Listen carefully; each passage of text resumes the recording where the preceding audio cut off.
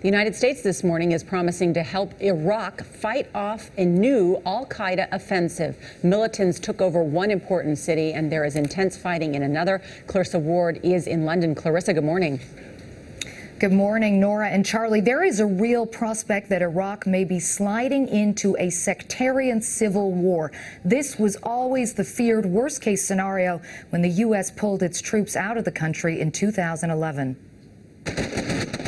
Iraqi army Humvees pushed into the city of Ramadi, firing at al-Qaeda-linked militants who have taken over large parts of the city and who are now in full control of neighboring Fallujah. The cities in the western Anbar province were at the heart of the insurgency during the war in Iraq. More than 1,300 Americans died in fighting there. Secretary of State John Kerry announced that the U.S. will offer assistance to the Iraqi government. We're not contemplating putting boots on the ground. This is their fight. But we're going to help them in their fight. This is a fight that is bigger than just Iraq. The militants fighting in Iraq are members of the al-Qaeda-linked Islamic State of Iraq and Syria, or ISIS, which has flourished in the power vacuum left by Syria's civil war.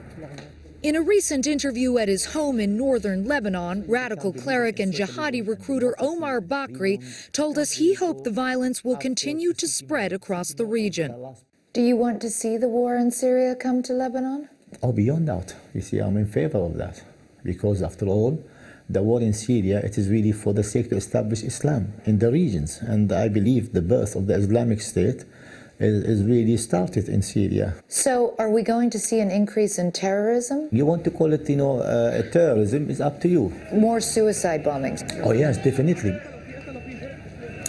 Iran has also offered to help the Iraqi government in its fight, but that, of course, would only enrage the militants and many Sunni Muslims who already see Iraq's Shiite-dominated government as an extension of Iran. Charlie, Nora? Thanks, Clarissa.